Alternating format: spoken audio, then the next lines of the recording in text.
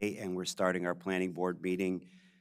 The first items this morning are the adoption of resolutions. Well, we have one item this morning, adoption of resolutions, Colesville Gardens Administrative Subdivision. Do I have a motion for approval of the Colesville Gardens Administrative Subdivision? I move for approval of Colesville Garden Administrative Subdivision. Second. And Mr. Bartley, you cannot, James, is he online? Okay, so there, we're all can vote on this one. So all in favor? Aye. Aye. 4-0. The next is approval of minutes. We have one this morning, minutes for September 4th, 2025. There is a motion to approve the minutes of September 4th, 2025. Move to approve the minutes. Second? All in favor? Aye. Aye. I have Commissioner Pettit was not here. She's not eligible to vote, so it's 301, correct? Thank you. The next is the preliminary matters resolution to reappoint Aaron White, CPA, as the public member of the Audit Committee, where staff is recommending approval of the resolution. Do I have a motion to approve the appointment of Aaron White? I will happily move to appoint, I work with her, to reappoint Aaron White as a public member of the Audit Committee. Second. All in favor? Aye. Aye, the ayes have it 4-0. Next, we have two record plats to review this morning and approve. The first is subdivision plat Paschal subdivision, and the second is subdivision plat Westwood Square. Both staff is recommending approval. Do I have a motion for approval? I move for the approval of the record plats as Chair just mentioned them. Second. All in favor? Aye. The ayes have it, aye 4-0. The next is the regulatory extension request. We have one this morning. It's the Forest Glen Kimball Place Administrative Subdivision, number 6/2024-0020, extension request number 3, where staff is recommending approval of the extension request. Do I have a motion for the approval of the extension request? I move to approve the extension request for Forest Glen Kimball Place. Second. All in favor? Aye. Aye. Aye. The ayes have it 4-0. And next is our roundtable discussion with our planning director, Jason Sartori. Welcome. Good morning. Thank you. I'm happy to be here this morning for my first director's report post-August recess. And so I will tell you that at the planning department, we are full steam ahead on a lot of projects. I keep saying to people, the recess is definitely over. And so happy to give an update this morning on some of the things that we have going on. I'll give a quick look ahead at some of the activities we'll have with the board. I'll highlight a number of events that we've done recently, give our usual personnel updates, and then talk a little bit about design excellence, including the announcement of the winners of our annual staff photo contest. And just want to highlight that this photo here on the right is from one of our Eastern Silver Spring Community Plan meetings that we held over the summer. And that's project manager Lauren Stam there. Okay, so just giving a quick look ahead on Monday, we will be touring the Clarksburg Gateway Plan area with you all. And then later that afternoon, planning staff will be at PHP for a work session in which we're going to highlight a number of things, follow up from an OLO report. We're going to talk about our reorganization, and we're going to talk about the pipeline project that we've been working on that we'll be talking about later today with you. Then later in the week, on Thursday, next Thursday, both here and up in Germantown at the Up County Regional Services Center, we'll be having the Clarksburg Gateway Plan public hearing. Then we have the fall semi-annual scheduled for the first week of October, and then with the County Council. We have our Design Excellence event later that month. We'll talk a little bit more about that. And then we're really excited about this, the graduation of our first summer cohort of graduates from the Community Planning Academy on October 23rd here in this room, and we invite all of you to participate in that. Join us for that. So to kind of give an overview of some of the things we've had going on recently, last week, Planning Senior Leadership convened for a retreat at Montgomery Parks' Woodlawn Manor Cultural Park. The team participated in a discussion in the Manor House focused on feedback that we've needed to go through regarding our reorg and connecting our strategic plan and its actions to our daily work and to our longer-term work plan. Following our meeting, the team was led on a tour of the site and its museum, then hiked the Underground Railroad Experience Trail, and all of these are open to the public, and so I encourage board members, if you haven't been out there, it was the second time that I'd been out there, and each time it's just a great experience. It's a wonderful amenity that we have in the county, thanks to our Parks Department, and I really do encourage everyone, including others in the community who might be listening today, to visit this historic site that tells the story of Woodlawn's residents, the county's agricultural history, enslaved and free Black communities, the Underground Railroad, and the Quaker experience in the county. Also last week, I joined the Eastern Silver Spring Communities Plan team at the Long Branch Festival on Friday. Our department hosted an interactive booth that invited festival goers to share ideas and feedback about neighborhood needs and future improvements in the plan area.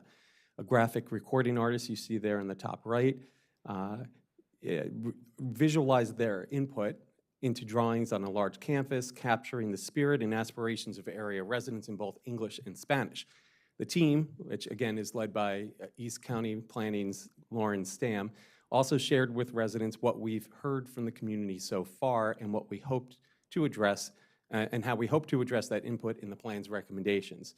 Just kind of a little side note here, the working draft of this plan is expected to be delivered to the board next summer. As for the Long Branch Festival itself, the event was well attended and was another great example of the department engaging the community and community members where they are in the community. And I just wanted to highlight the final graphic recording from the festival here. It again reflects the hopes that Long Branch residents have for the future of their community. You can see that it highlights things like increased walkability with more protected crossings, affordable housing, daycare, medical clinics, trails and natural spaces, and more food and dining options, including coffee and bagel shops. This and less liquor stores. So, this truly demonstrates, to me, the broad range of things that we discuss with the community when we are in our master plan process. And if I could put one phrase to capture what this image shows, it's a desire for a complete community. Earlier this week, I joined Lori Graff from the Maryland Building Industry Association, Kate Kubit from Elm Street Development, and Josh Wooldridge from the NRP Group on a panel hosted by the Montgomery County Chamber of Commerce. The panel discussed the county's residential market, and I discussed some of the development market trends that we've been seeing and some that we've been reporting to the board. I highlighted our housing needs assessment and housing preferences survey efforts, and also gave a preview of some of our development pipeline analysis findings, which again, we'll talk about in just a little bit this morning. It was a great conversation with people who are eager to grow the county's economy, promote job growth in the county, and increase housing production to tackle our housing crisis. The other panelists also called attention to some of the work that we're doing here in the planning department in a very positive light, which was great. In particular, they talked about our efforts to increase, to focus growth along our transportation corridors, including the University Boulevard Corridor Plan.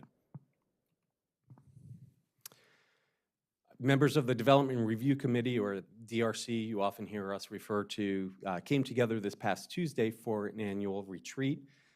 We began here in this room. It's a great opportunity always for representatives from the different agencies that participate in DRC to come together to tackle issues arising in the review of recent development applications. This year's agenda included a full group discussion on planning's reorganization and breakout sessions covering topics such as bike lanes, open spaces, design, access, street trees and lights, and off-site improvements. In addition to the kind of collaborative conversations that we had, we got a chance to tour a couple of sites to see some of those particular topics in action. We first visited the new development in Chevy Chase Lake and then the Marriott International Headquarters in downtown Bethesda. So in these photos, you can see the team here gathered in the lobby of the Marriott headquarters. This is a space that serves multiple purposes. They've used this space, which includes, you can also see it here in the middle, top middle, includes multiple floors, includes the stairwell, the main grand staircase here, as well as the bleachers next to the staircase. And they've used this to convene more than 2,500 employees for announcements and meetings, all staff meetings. And it's a very functional space too, and it's a beautiful and very impressive entryway into this really important building in our county. On one of the floors, they also have a fitness center, a wellness center, and a relaxation pod area. And it also includes this wall that you can see here on the top right that shows a map of the area highlighting places around Bethesda, like nearby parks and trails, places where, as it might be a little tough to see, but what it says here on the side, where adventure awaits Marriott employees. And so I appreciate they are clearly very invested in Montgomery County. They chose to stay in Montgomery County when they built this building, but they're also encouraging residents, their employees to get out into the community and whether it's through physical activity or other food options to actually be a part of the community. And then finally, I wanted to highlight here this picture in the bottom center. This is an arts installation with kind of a nod to the area's history, which it serves as the centerpiece of the Chevy Chase Lake Plaza. This is a converted trolley car that once ran up and down Connecticut Avenue. It's a beautiful space there in that plaza. I also wanted to highlight that we recently learned that Montgomery County was selected by the National Association of Counties and Smart Growth America to participate in its current cohort of Counties for Housing Solutions. We're one of 8 counties. The others are Bighorn County in Montana, Greenbrier County in West Virginia, Miami-Dade County in Florida, Rice County, Minnesota, St. Tammany Parish in Louisiana, San Joaquin County in California, and Taos County, New Mexico. So it's quite a diverse group of counties that are participating in this program. We're probably along with Miami-Dade, the most urban. We're certainly, a lot of these are a little bit more rural than us. We are probably the largest suburban county in the program. Our team is led by Council Member Lori Ann Sales. In addition to me, it also includes representatives from the Housing Opportunities Commission and the Department of Housing and Community Affairs here in the county.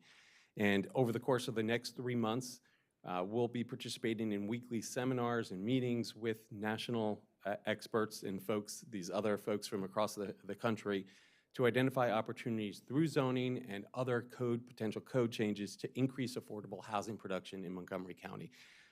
Our first cohort meeting was actually yesterday, and it went well, and I'm looking forward to participating in our team really pulling some more of the resources from the planning department into this effort.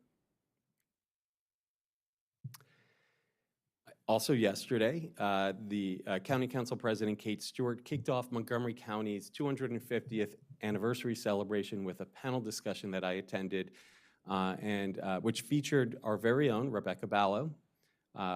It was co-hosted with Montgomery History, and the panel discussed the importance of knowing and reflecting on our history and how it shapes our county today and how it informs our plans for the future. So I'm just going to give a quick little history lesson here for the board and for those following along.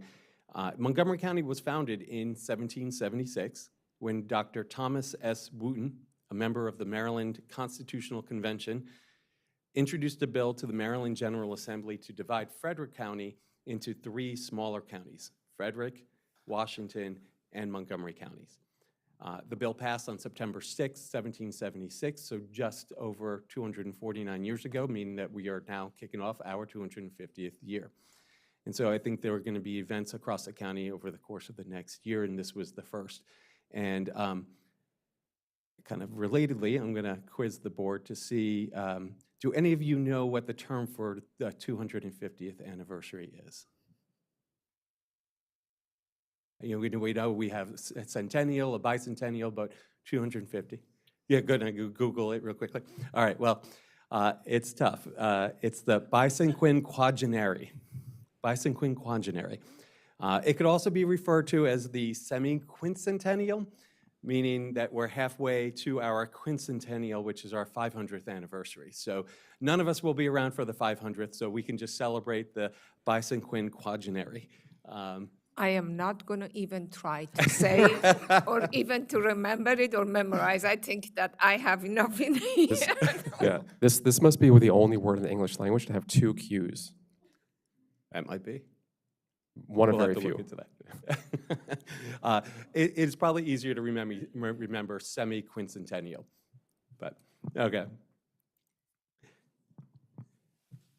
So I also wanted to highlight, Montgomery Planning is really proud to have team members who reflect the cultural diversity of Montgomery County.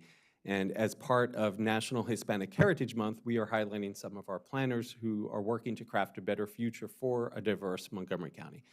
So Emma Perez is no stranger to this board. You may recall a couple months ago, I shared a video that included him of a national newscast about the value of bike buses.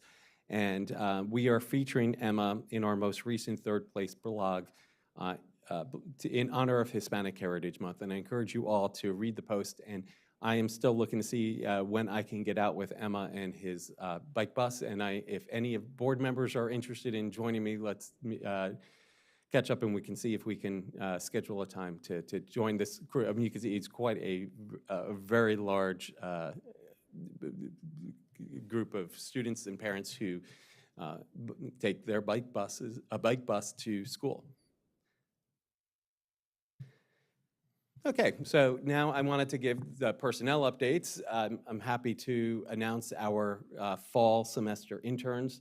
Some of them are in the auditorium today, and so if I say your name, please smile and wave to the planning board. First, we have Nzinga Campbell, who is an intern in our Up-County Planning Division. She is pursuing a master's degree in community planning at the University of Maryland, and she has prior work experience in food policy, health equity, and community engagement. She has worked with the Baltimore City Department of Planning and the Baltimore City Health Department, and her work focuses on advancing equitable, community-driven planning to build thriving and interconnected neighborhoods. Sounds like a perfect fit for the work that we do here. So welcome to Nzinga. Alana Anderson is interning with our Research and Strategic Projects Division. She's pursuing a dual master's degree in community planning and information management at the University of Maryland. And after a year abroad in Brazil, she's ready to finish her last semesters at the university and explore more of Maryland. Welcome, Alana. Sade Ajishigiri is in our Communications and Engagement Division, where she'll be working on content for blogs, press releases, social media, and the weekly message that I send out to our staff. Just over a year ago, she moved from her hometown of Indianapolis, Indiana, to Hyattsville. She earned a bachelor's degree in journalism from Indiana University, and now she's pursuing a master's degree in journalism at the University of Maryland. So we welcome her to the other side of the Big Ten and to the commission. Welcome, Sade. Ben Ducharme is a new Management Services Division intern. He will be focused on employee training and professional development in the department and helping the Management Services team with other projects along the way. Ben earned a bachelor's degree in psychology at the University of Maryland in College Park, and he is pursuing a master's degree in industrial and organizational psychology at UMBC. So welcome, Ben. Pablo Espejo is working with our East County Planning Division. He'll be working on corridor planning and supporting research and community engagement, and he jumped right into our engagement efforts last week at the Long Branch Festival.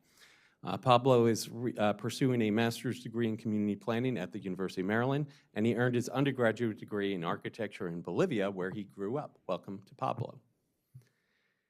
And finally, Mark Levin is the new intern for the Commissioner's Office. If you have not yet met Mark, he is pursuing a master's degree in public administration at American University, concentrating in state and local management. He has previous work experience in policy advocacy and community engagement, so again, another great fit for the work that we do here at the Commission. So welcome to Mark. All right.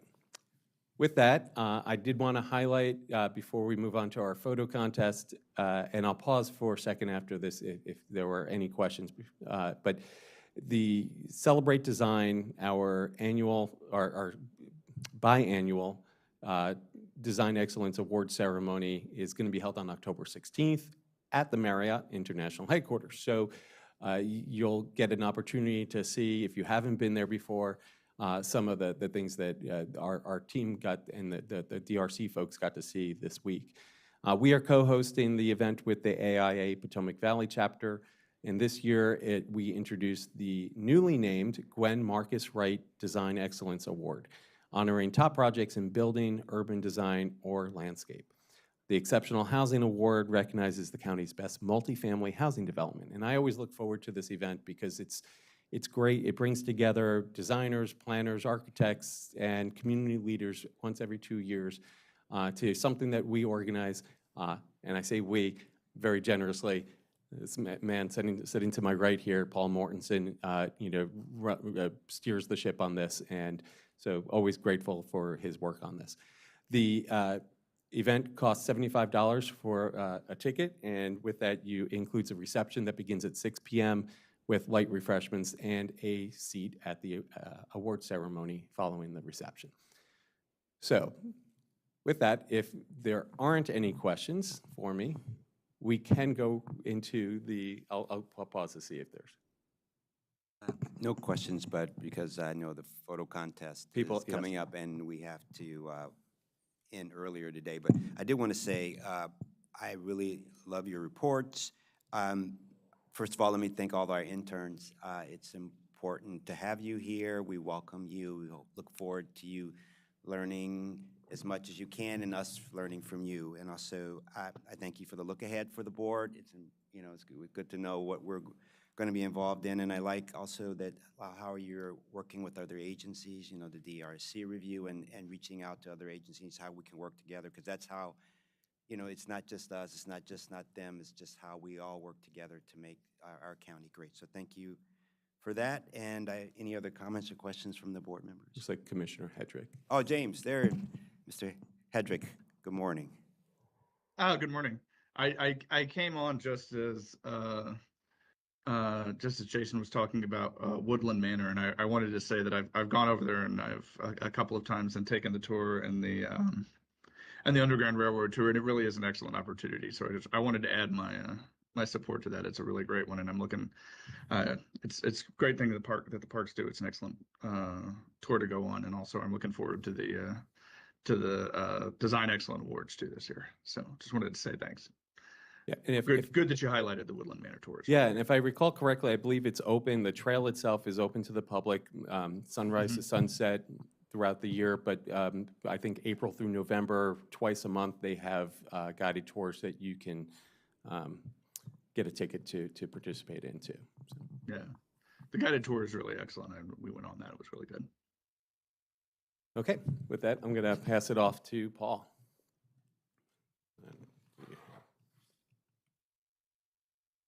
You might need to delete. Yeah. Yep.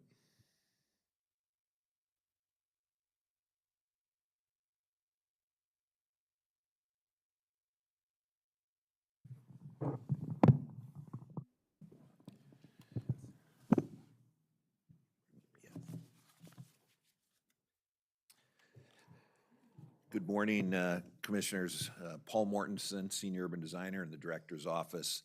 And it's a pleasure to be here again this year. Since I began 10 years ago on the Design Excellence Initiative for the Planning Department, we have not only tried to increase the review of design in all the work that we do, but also we have tried to show off the talents that we have within our staff here at the Planning Department as well as the Parks Department. And the sort of the annual event that we have is the staff photo contest. And once again, we had a great one this year. In the past years, we typically have some wonderful photos. We typically get about 150 to maybe up to 200 photos a year for this event. This year, our theme was water, and as you can see from the numbers here, we kind of blew our statistics out of the water.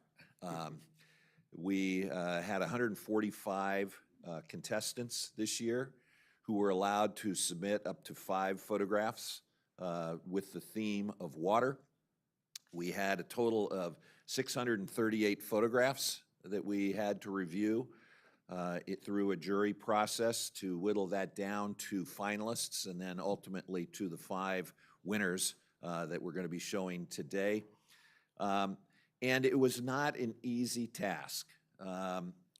Of the 638 photos in the first round of the jury, and by the way, the jury consisted throughout this process. We had 2 different juries help in the awards, but in the first jury, it was myself together with Lawrence King from our communications group, as well as Kevin Leonard, who was a former photographer of the communications group, is now is a photographer on his own right with exhibits throughout the county. So we had a very good jury trying to whittle down the first set, and then Jason and I also helped in finalizing this down to the final 5. In the first review, we were able to get down to about 150 photos that were really, really, really exceptional for many different reasons, for the artistic value of each photo, as well as the quality of what they were photographing, and so on. So it was a difficult jury. It took us most of a day. And so I'll get right into it, and I want to thank everybody that participated this year. I also want to say that of the 27 finalists, it was next to impossible to weed them down to 5. There wasn't anything wrong with any of the finalists. And actually, there wasn't anything wrong with the 150 from the first round. So I'll go through them. In the end, what we'd like to do is we will announce the winners at the end of this, one by one. Director Sartori will hand them a certificate, and if we could do that up on the side, I'll go through that, and then at the very end, we'll have a good photograph with the board and the winners. So, finalists for this year, you can see here some of the quality and character of some of the photos. Of the 27 photos, there was a lot of photos that had to deal with one color, but a lot of sunsets of the coastline, of either the Chesapeake Bay or someplace else within the world, of rivers, of lakes, of streams. The quality of the photos was actually exceptional. You can see here night shots and morning shots from the morning sun on the water.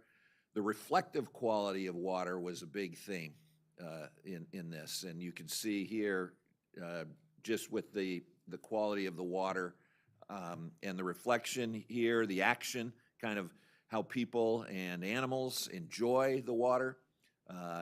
Were also very interesting, and how that was expressed in the photo, as you can see here. You could just kind of gauge the energy immediately when you look at these photos. We had several photos that featured rainbows and different ways of showing the rainbow within the community that were beautiful. The cherry blossoms, there were several photos with the cherry blossoms in DC and different ways of seeing them. One with the paddling through the pond of the cherry blossom flower petals in the water, and then the other of a view of the cherry trees reflected within water. So again, wonderful photos. Intense photos of color and the kind of the passion of the clouds in the winter shot as well, looking again at the reflection in the sky and just the quality of the photo. Looking at photos in sort of the morning, early morning, or in the afternoon, late afternoon, the quality of water, just of droplets of water up close, was just, all of, again, very spectacular photos. And here, the morning fishing with the steam rising up over the stream, reflective qualities of the leaves within the lake, horizon line, were all just really quite amazing. Great shot of the Lincoln Memorial with the little girl in the line of the edge of the pond, reflecting pool up to the memorial, and then a girl looking at a duck swimming by. Quality of vertical versus horizontal. The natural features reflected in the lake, as well as the quality of an urban river actually used for surfing.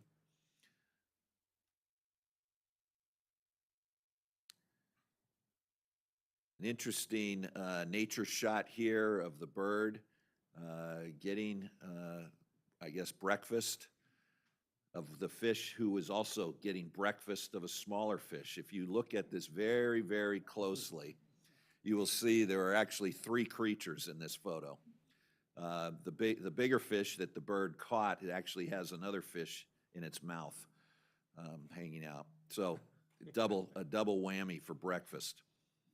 And then the horizontal character and the quality of the colors, again, of these shots and the black and white. And some more shots here. These were all contestants from the Parks Department as well as the Planning Department, and just really, really beautiful, colorful, wonderful, interesting shots.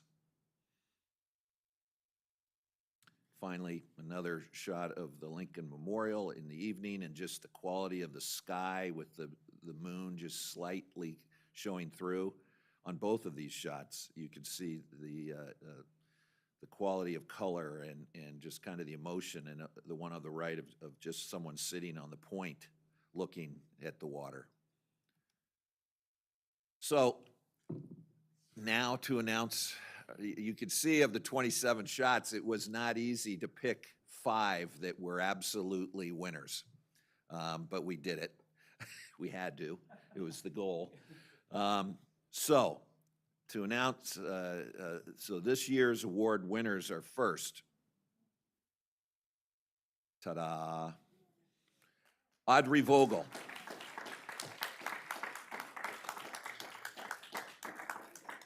Audrey is here. A beautiful shot. Of course, it intrigued the jury right away of the rays of light shining down onto the paddle border, going across the very calm pond with again the sky above. A beautiful shot, beautiful composition, and beautiful quality of photo. Next, Liam O'Neill.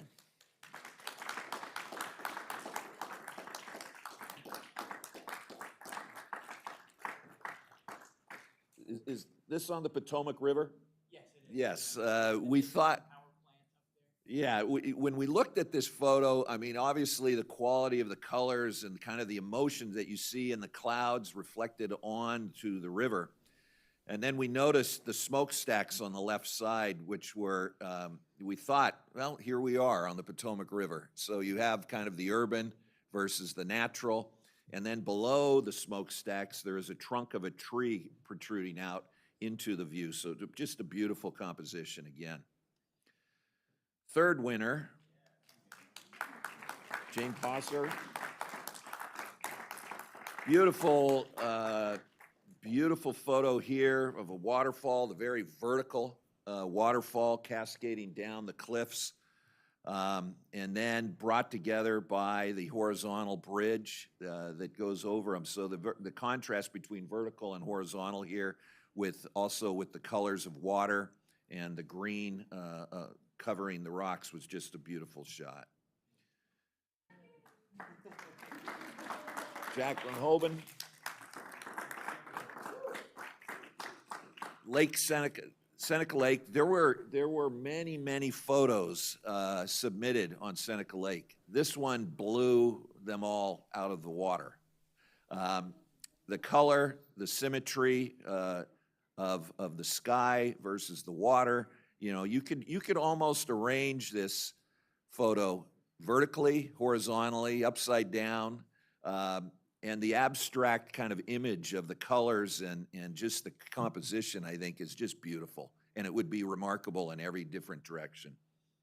Finally, the last winner, Tamika Graham.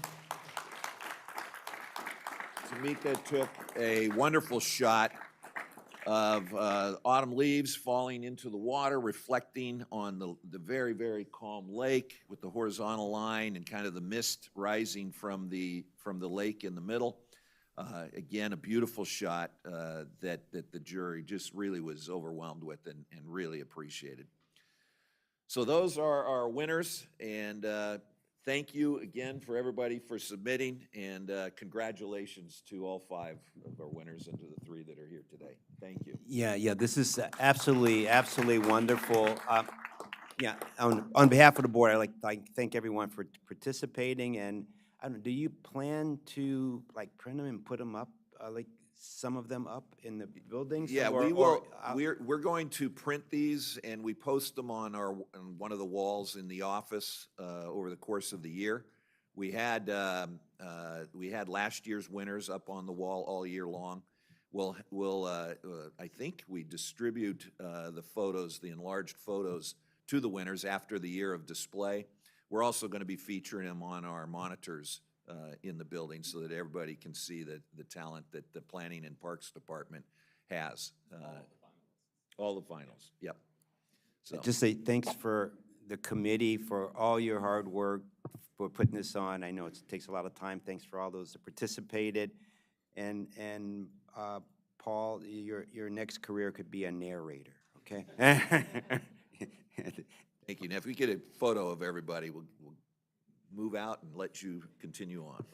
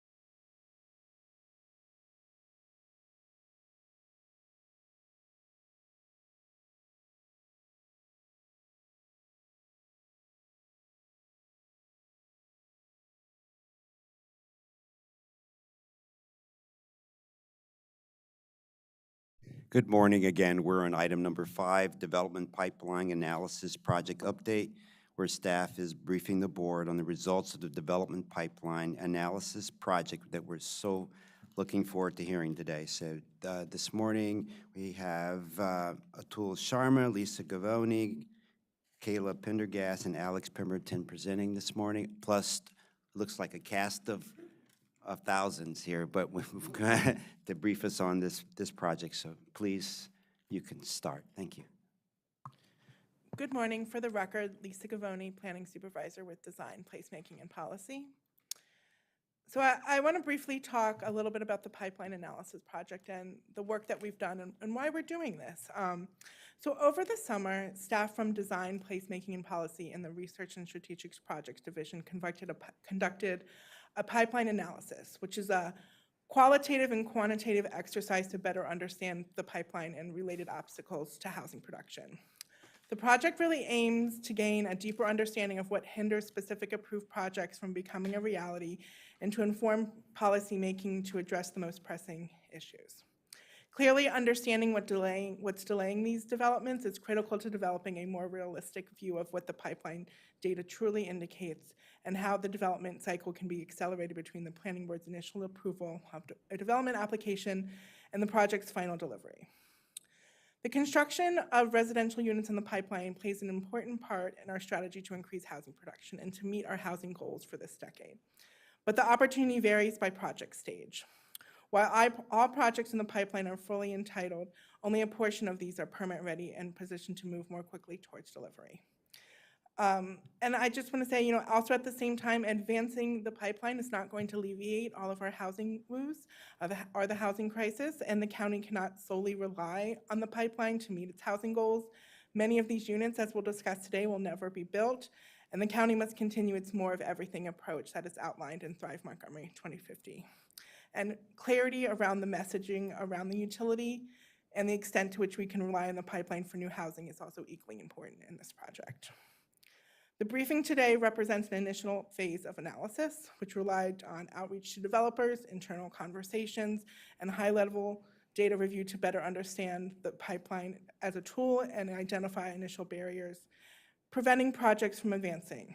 And continued analysis will provide a deeper dive into the dynamic nature of the pipeline, recognizing its top-line count of approved projects is only part of the story. I really want to highlight the amount of work that has gone into this project. For the last 6 months, this team has spent a lot of time diving into the pipeline.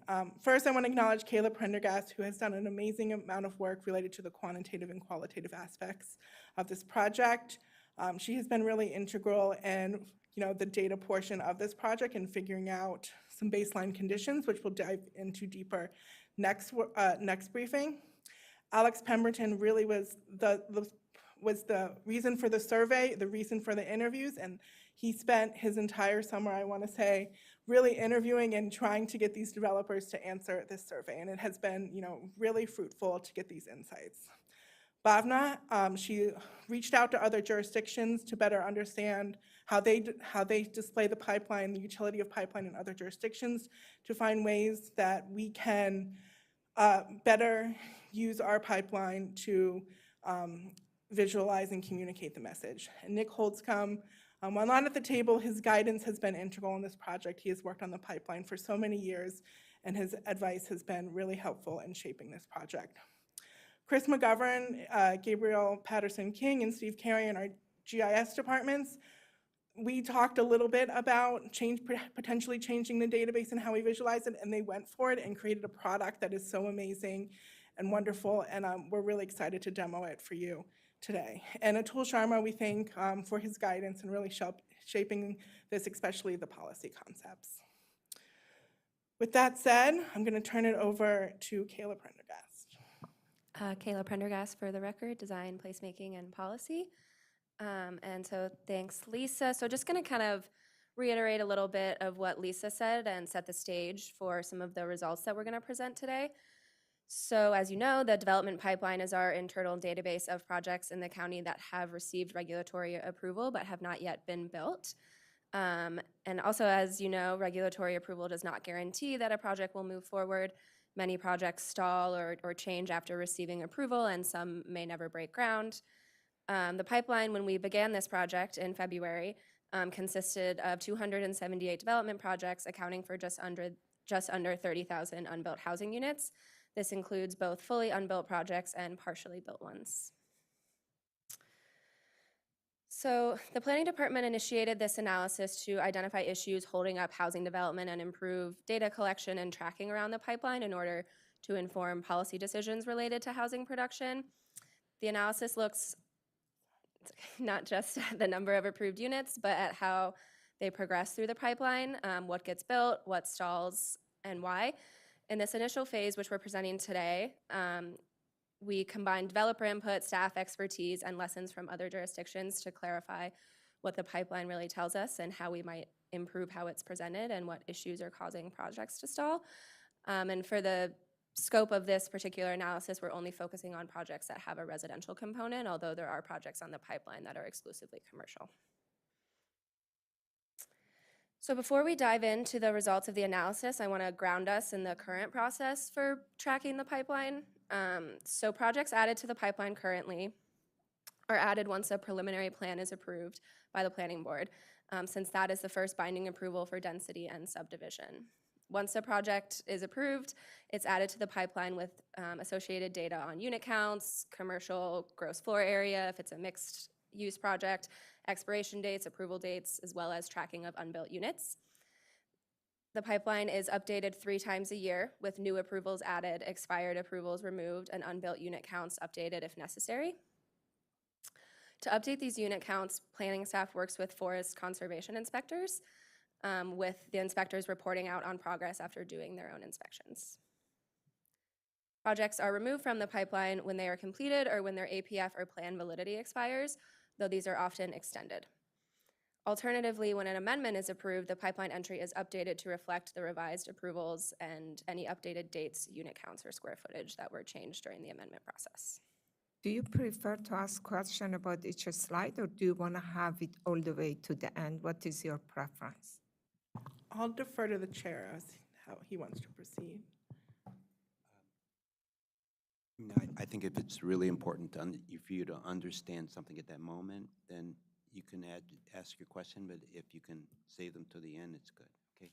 Or end of a section, I don't know, Yeah, maybe you do them in sections. I can wait for making comments, additional comments at the end, but just the question in here, when you say that the project are removed, when they are completed, or when the validity period expires, do you know what is the time frame for a project until their validity report expires? I know that they come for extension 2 times, 3 times. What is the maximum that is not relevant anymore? Because the APF keeps changing, and if something is extended 10 or 15 years, then I don't know if the previous approval is valid anymore. Robert Cronenberg, for the record. Thank you, Commissioner, for the question. That's a hard question to answer, I think, in many respects. Most APF validity periods are 5 to 7 years. For larger projects, for projects like, let's just say, Pike and Rose or Cabin Branch that have asked for a 10-year validity period and they're granted, or even 12-year. Some of those can get extended if they show that they're providing certain infrastructure or have spent money towards the infrastructure on a project, and that would come back to the board as an extension, and they could get another 5 years. We do have some projects that have had, and I believe this is in the report, that have had council level approvals, what we used to call tolling periods.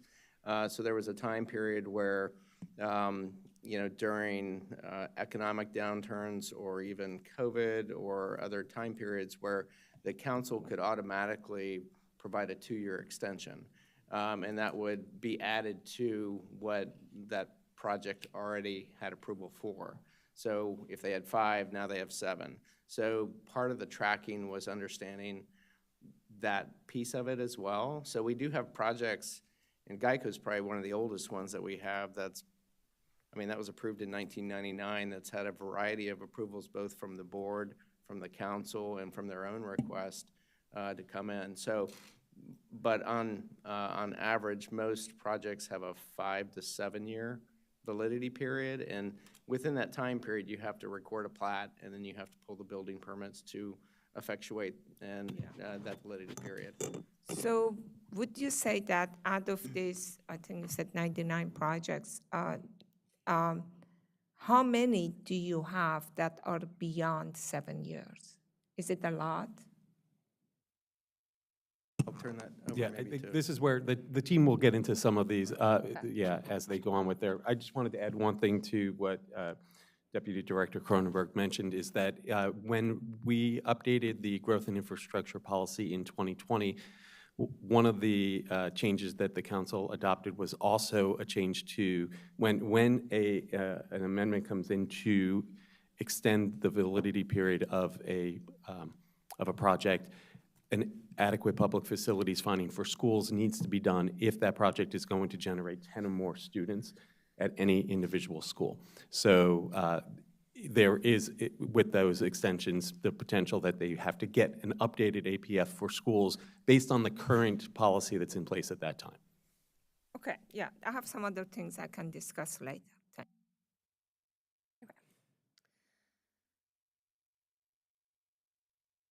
So now getting into like the meat of analysis, the analysis itself. So for this initial stage, we looked kind of beyond the standard data to try to get a fuller picture of the pipeline through surveying developers, interviewing developers, in order to understand their barriers and their decision-making processes. And then we also consulted internal regulatory planners and worked with our GIS staff who collect and maintain the pipeline data to identify gaps and sort of lags in what the public is seeing.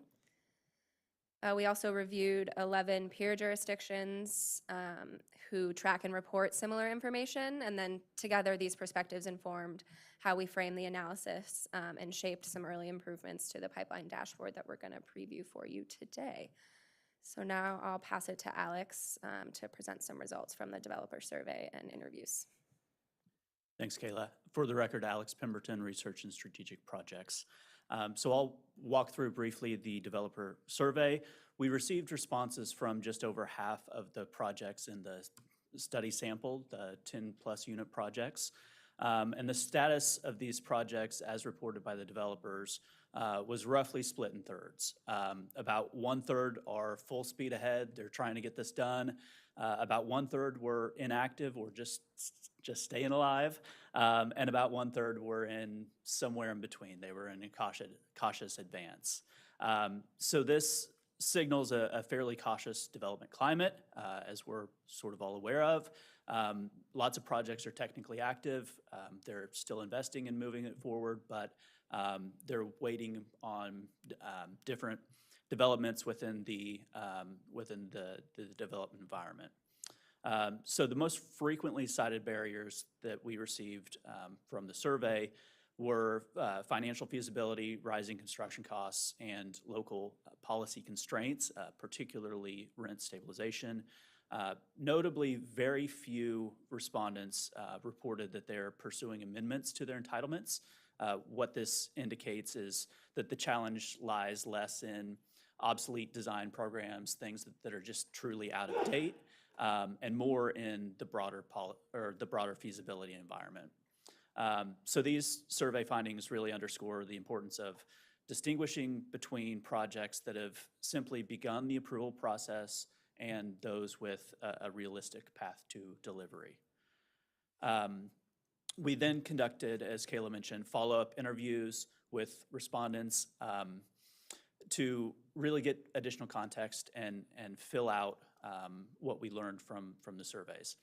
So developers emphasized, first of all, that approved unit counts often exceed what can realistically be built due to design site constraints when you get into actually designing the project.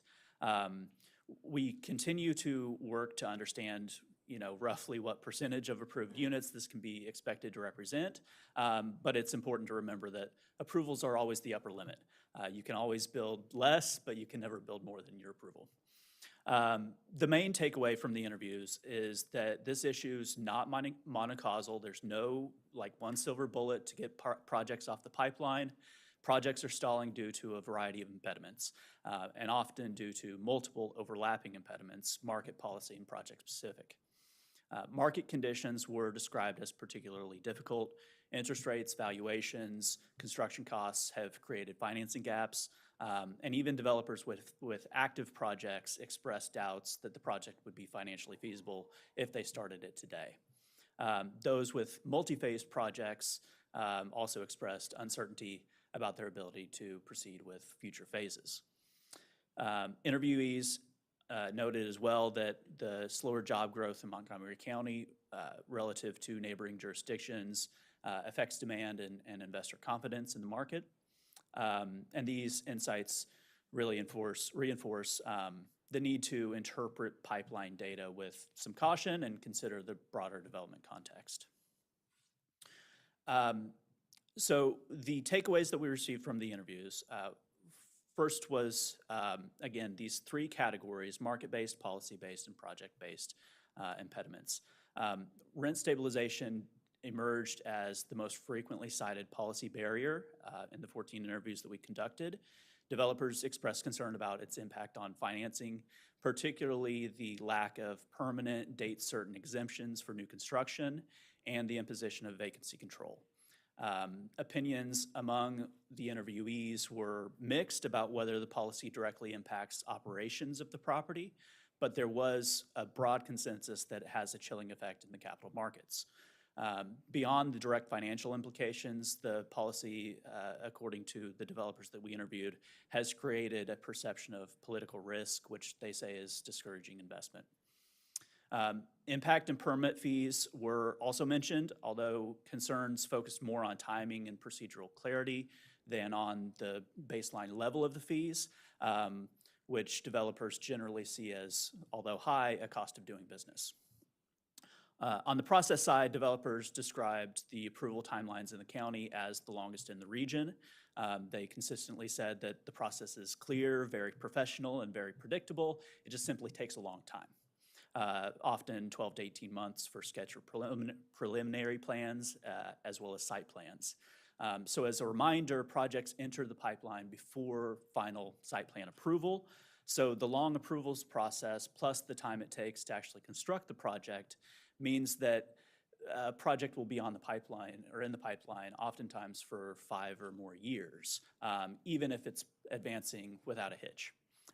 So inherently, there's going to be several thousand units in the pipeline at any given time if we're producing housing at historical levels, even if those projects all successfully complete.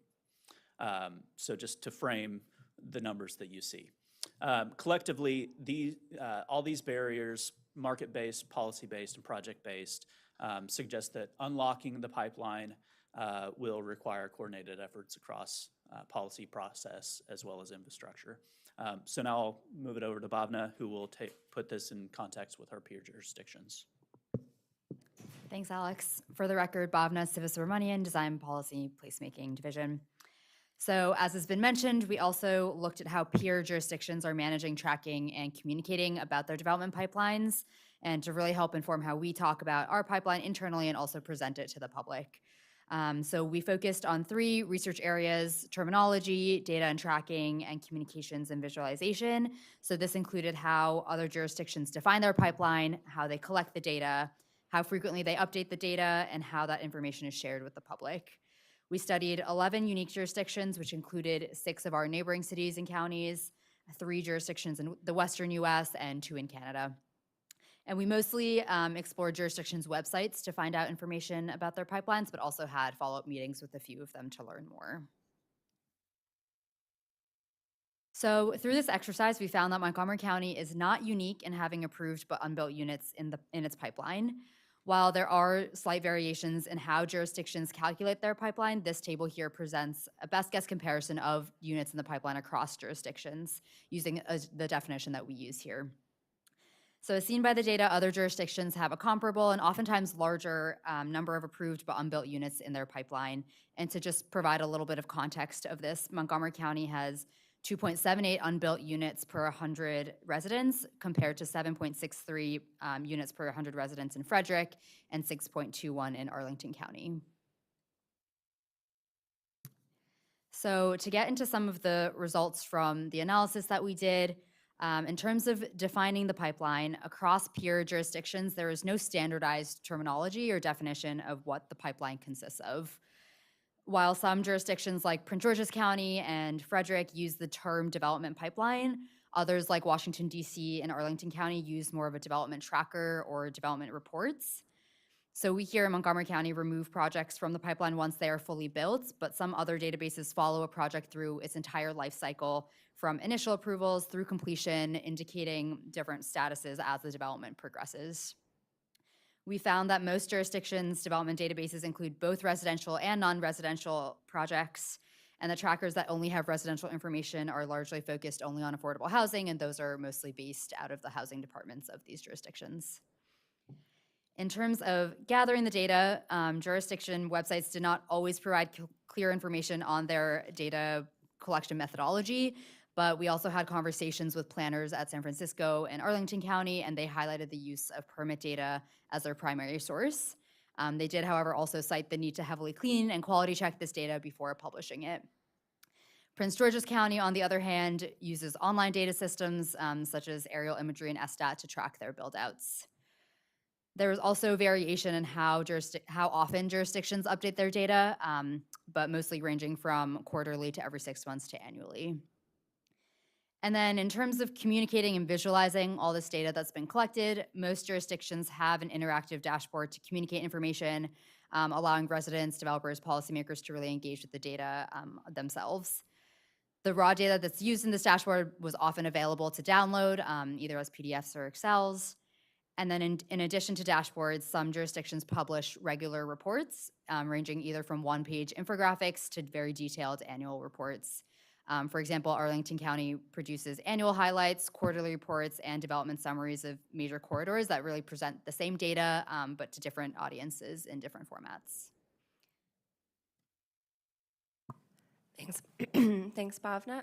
Kayla Prendergast for the record.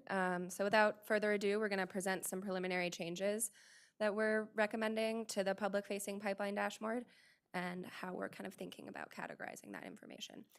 So based on everything that you've heard already, along with a lot of internal staff discussions and back and forth, planning staff identified opportunities to improve how the pipeline is defined and communicated.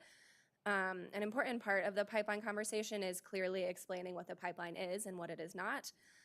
We've identified some key opportunities to clarify the pipeline structure and improve transparency around project readiness. This means distinguishing between two types of projects.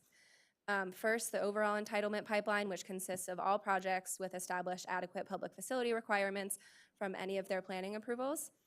These entitlements allow projects to move forward when the developer chooses, but additional approvals such as site plans are often required. And then the second bucket of permit-ready projects, as we're calling them, is a subset of the larger overall entitlement pipeline and includes these projects that have all the necessary approvals from the planning board and are ready to start the permitting process. For phased projects, this includes only the approved phases that have site plan approvals. This subset also includes cases where the parcel alignment is already established and no preliminary plan was required. Can I ask one question, or, Yeah. or I guess make a comment on this specifically? I really like this idea of separating out for communication purposes.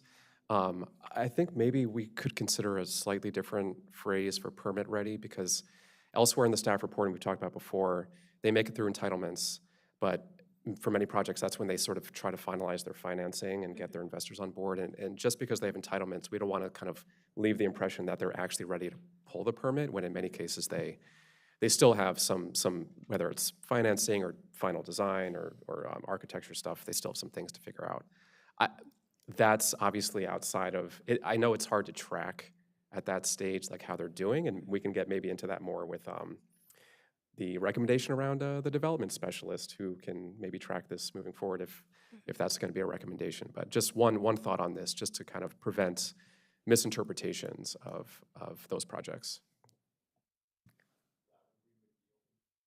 We would be open to suggestions if you've got ideas, because this was, the terminology was one of the things that we talk about internal conversations was how can we best represent what this is and what it's not. So if there are any thoughts, we can get back around to this afterwards. Yeah, Think about it. yeah, I think that's a great comment, because in my past world, permit ready is, like, but for finalizing your building permit, like you've gone through but for paying your fees, it's ready to go, permit ready. But I like how you are distinguishing, and also before our listening audience, can you be clear so that what is the difference between a preliminary plan and a site, but for what is a site plan, right? So that people can know the difference, because there is a difference. I'll start, and I can have others weigh in. Robert Cronenberg for the record. So a preliminary plan is subdivision, and a subdivision lays out your lots, your blocks, parcels, any road rights-of-way, dedications, easements that might come in, and it sets really the maximum yield that you can achieve on a piece of property. And that's typically the time that we do APF reviews, is at subdivision or preliminary plans. They can be done at site plan if they're standalone, or for some other reason, maybe they weren't done at subdivision, but this is the traditional time that we do that. Usually with a subdivision, you're not getting into the level of detail of what the building is going to particularly look like, or it's really looking at kind of the overall densities on the site, so your maximum yields, whether it's non-residential or residential. When you get to a site plan, and keep in mind that site plans are a function of the zone. So CR zones, in many respects, would require a site plan, and that's why we've seen more over the last 10 years. Not all zones require a site plan for the development. But where they do, a site plan goes into a much more detailed level of review for building layout, the locations, and landscaping, lighting, very detailed pieces that would go on a site, and whatever the zone might call for, like public benefits, bike lanes, things that would provide a lot more detail for that particular plan. The typical process used to be very linear, where you'd come in with a subdivision, and then it's followed by a site plan. Sometimes they would be combined. And then if you throw in sketch plans, which also are a function of more of the CR zones, or the kind of the more optional method developments, would sometimes go concurrently with one of those applications. But hopefully that provides you a little bit more detail. Also, in your report, you talk about, some of the developers said that when they got to the sort of maybe through the building permit process, the design has changed or something. They couldn't move. Even though they had a site plan, they couldn't physically build what they got approved. So can you just explain a little bit, even though the site plan is more detailed, why would the developer then at the end of the day say, okay, I can't build what I got approved on my site plan? I could see some differences a little bit if they change the mix a little, but why could it be so different? Yeah. Alex, do you want to start? Yeah, Alex Pemberton for the record. So, and this touches a little bit on Commissioner Linden's question earlier, his point, as well as your experience, Chair Harris. When you get to site plan, that is in the development process what we would call a schematic design. So you have a pretty good idea of what the building looks like, how tall it'll be, where the program lays out within it. But you're still a very long way off from really designing the project. There are a bunch of different considerations that can still come into play in terms of mechanical, electrical systems, things that require moving around. And so you get into the design of this building, and when you get to site plan, you really don't have a good idea of even what costs are. You have a general idea, but you haven't taken it to a contractor yet to really price it in a detailed way. And so there are a lot of changes that can come up within that process. We don't think that this is something that, developers come and they have a 300-unit approval and then they get in past site plan and they can only do 200 typically. We think that that's a fairly small adjustment that they make, but it is something that it's a fairly early level of design, even when you get to site plan approval. And then there's still months of architectural and engineering work that goes into it after that. Yeah, just to add to what Mr. Pemberton said, once you all approve a site plan, they still have to do their construction drawings. They have to get a preliminary cost estimate. Then they have to go through the value engineering phase. They have to get a revised cost estimate. The period of developing construction drawings for a multifamily building can take anywhere from 9 to 18 months. And as you all have followed, construction prices, labor shortages, supply chain issues, there can be large swings in the cost of building a building within that 12 to 18-month time frame. So to give the board a practical example of the type of things we hear and come to the board, are somebody proposed a high-rise concrete building near a metro station. They got their site plan approval, they went to costing, and the cost of steel spikes or concrete spikes or labor shortages make the cost of doing site work very expensive, or interest rates go up. Suddenly that project with that assumption of being a concrete construction does not pencil. So the project may come back to the board as an amendment and say, we got a site plan approval for a 200-foot tall building. We have to switch construction methodology to a stick-built building, which limits that to a height of 75 to 85 feet per the construction code. So within that same site now, you are building half the height, so you have to reduce your unit. So I think there are some very practical kind of reasons of predictability and the time it takes beyond site plan approval to truly become permit ready that leads to that sort of changes. I did want to propose, since this project is on an expedited sort of timeline here, so the question about terminology, one way to clarify the terminology could be that we call the bigger number here, which is on the left of the screen, overall development pipeline. And we call the definition that's on the right of the screen to be projects with full entitlements. I think that would be a more clear and sort of concise definition of what the two things are. And we can even note in the project that to go from full entitlement to permit still requires these additional steps and phases that can take time and are prone to the same swings in market conditions, et cetera. Well, I have a couple of questions here. My understanding is that you are proposing, for example, to have two dashboards. One says the overall, whatever terminology we decide is entitlement, and the other one is permit ready. And I just have a few questions. So the overall, the bucket on the left, it's going to be reduced by the number of the projects in the right, or you are not proposing that? That is the confusion, because I have heard so many times from different officials that you already have in your pipeline 30,000 units.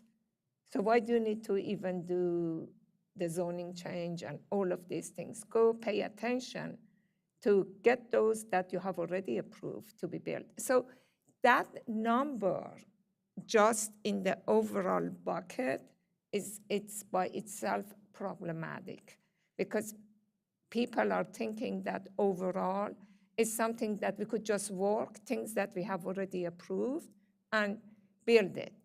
So, when I was reviewing this analysis, I was thinking that maybe, one option, I'm not saying that you do that, one option would be, and before I go to that option, the permit ready. Does it mean that they have done their financing, they have done their value engineering? So that even doesn't, because when I saw permit ready, I said, okay, they're ready to go to permit. That means that now DPS is on the hook to get this approved. So what is the delay? If they're permit ready, so why don't they submit the permit to go? So I think that for general public to have a better understanding of it, I would suggest, if it was me, I wanted to understand, okay, this is just an option. You don't have to, you can leave it or take it, okay? One bucket would be the one that has had the planning board approval, or, that it already has the planning board approval, but has not progressed yet. Yeah. So, and then one bucket is that in addition to planning board approval, they have other approval until they can go to the permit. And I would also add a bucket, projects that have approval and beyond 7 years. Because the possibility of the projects after 7 years or 10 years of staying, what is the possibility of them even to go to reality? There is no reason we add those as something that they could be built if we think that the possibility of happening it is less than 25% or 20% or 15%, whatever you pick. So we have one bucket, projects that have been in the pipeline and have been site plan approval, but beyond 7 years. So that's one bucket that we don't think that the possibility of them gonna happen is very little because it's so waiting there for so many years. One bucket, the projects that we have approved or we have given them entitlement, but not yet gone to the permitting. And one bucket that projects are in the process of getting ready to go to permitting. And then when you add these three together, then you get to the entitlement. But the whole fact of the matter is that each bucket makes it more possible to happen. So if I want to look at something that I know is going to happen within the next 5 years, I'm going to look at the third bucket that I just talked about. So this takes all the confusion out that you already have 30,000 that is in the pipeline to be built, but in reality, what we think is going to happen is the third bucket. The other two are waiting, so the possibility of happening reduces from 3 to 2 to 1. With some explanation that, if we need to clarify that what is included in each bucket, that makes it much easier, at least for me to understand that if I want to look at units that are going to possibility of build, I just have one bucket to look. The rest are sitting there waiting for all of these reasons that you said. So I understand what you're saying. Maybe staff can comment on it, but before they do, I just wanted the name of, just go back to the name. So thank you for your comment. So just so I understand, the overall entitlement pipeline bucket includes site plan plus projects that have preliminary plan approval but no site plan approval. Is that what that bucket is? And so, and we're talking a little bit, but the name, what if you just said, like, at least on that has, but some site plan approvals, the bucket that, your permit ready project bucket that's not only site plan, is that true? That's not only site plan, is that true? Correct. So Okay. that, so, And there was just one last Yep. thing. Could that be renamed something like your permit-ready bucket be full planning board approval project? Like, they have full approval, they don't have to come back to us unless they, you know, that thing, it's full approval. so, yeah, and I think that is what Atul was trying to suggest in the name that he offered, this idea that they have their full entitlements, because it may not be the planning board that's made that Okay, full decision. yeah. So it should try to avoid adding more layers of confusion for people. If we can try to keep it as simple and, well, as appropriately kind of referencing what it is, without getting too specific, that then it's like, oh, it's not exactly that. So I'm good. the other thing I would say, just if we could go back to that, the chart, the pie chart. So I think one of the things that you see that we've gotten out of this is that we need to better represent what this is and give people an easier way to kind of interpret it correctly themselves. And so, you know, we've talked about wanting to be able to show different classifications of projects and units that are in here, and whether, you know, if we go with the names that Atul suggested, which I do like, you know, essentially what you're looking at here is the full in blue, the full set of projects, units that are in the pipeline. And then the 14,680 are the ones that have their full entitlements, don't have to come back to the planning board or the planning department for any additional approvals. And I think if we give any more kind of breakout of that, we're making assumptions beyond that we don't want to necessarily be making and causing more confusion. However, when the team gets a little bit further into this, you're going to see the dashboard that we've been working on that will give people some of the information that Vice Chair Pedoim has asked for, identifying projects that were last approved X number of years ago, so that people can kind of get their own kind of impression of whether or not they're likely to happen or how many are likely to happen based on the information that we share in that dashboard, which is more easily, I think, accessible and understandable than what we provide right now to the community and to other, you know, even our own staff. Well, entitlement by itself is not a good word in my opinion. What does that mean? Okay, for general public. If this is for general public to understand, when they say entitlement, someone that is not familiar, so what does entitlement mean? Can you say Well, and we- land use entitlement? And the other thing, this 29,000 unit by itself is a problem because you have included twice, okay? The 29,000 people, I know that they have to look at this graph, but just to have a 29,500, they say, oh, we already have this, why aren't we building it? They just make the conclusion before they go further to study. That's why that when you have a pie chart, usually you just put each part of the pie shows something. You don't do the whole thing and then you plop something and say, okay, out of that whole thing, that much of it is ready to go. You do pie charts, you usually pie it, you don't eat it twice. The way you are doing it, you are eating it twice. And because you have it two layers on top of each other, you cannot eat the pie twice. You eat it one time, okay? So, what I was suggesting was that you make this as three pieces of a pie, okay? One is the blue, that it shows whatever is left, and also another smaller pie, things that are older.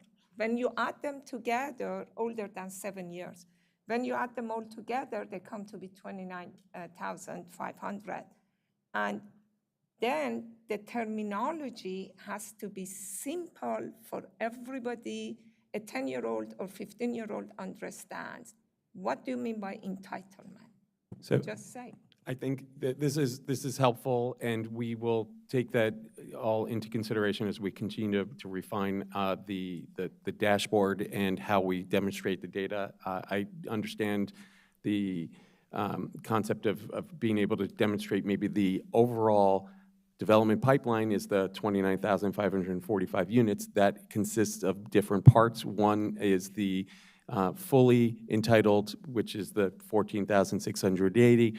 The not fully entitled is the difference between those two numbers. We could show them as two separate parts. I am still reluctant to demonstrate ones in this pie chart type of demonstration here of older, because the older, the 7 years, 5 years, 10 years, it's a kind of an arbitrary cutoff, and it's leaving it's making an interpretation that I don't know if we're necessarily comfortable making, but rather, again, in just a little bit, we're going to show the dashboard images, and you can see how we're providing that exact information for people to interpret it themselves. Okay, please go through. Why don't you just go through the whole presentation, and then we'll have comments, because I think they're going to fit together, okay? If you're okay with that. Yeah. Okay. Yeah, thank you. Thank you for all those helpful comments. So yeah, without further ado, Gabe's gonna get into the dashboard. Gabriel Patterson King, Research and Strategic Projects. So parallel to the goal of enhancing the data, we created a new web mapping application to make it easier to make sense of the pipeline. Our old pipeline application focuses on the individual characteristics of each project, but doesn't try to summarize or contextualize the data. The new application puts the focus on summary numbers as well as visual elements to illustrate key aspects of the data, as we will see. As you can see, the old application is focused on the project level. It does not attempt to summarize on any metric. It aims to clearly show locations and details of the individual projects. To the right, we have Strathmore Square with a pop-up that has a substantial list of information from its approved preliminary plan. The new application aims to clearly visualize key pieces of information about the projects. The focus is now on the data set as a whole and its summary statistics. Looking at Strathmore Square again to the right, the new goal is graphically displaying the relative size and age of the projects, as well as simplifying the pop-up to focus on the headline data numbers. Real quickly, I might point out too that Strathmore Square's initial preliminary plan approval was in 2019, so it actually has been 6 years and has almost been 7 years. However, it's a very large project that's going to involve many phases, and so for that reason, it is expected to take a very long time, and its expiry dates are well into the future still. I want to point out a few of the components of the dashboard. It has 2 modes, a mode for each of the pipeline categories previously mentioned. All data elements are color-coded by age based off of the project's planning board preliminary plan approval date. The table on the left includes links to DIC where the project approval info and plan documents can be found. Data elements are tied to the view of the map and change as you pan and zoom around the map.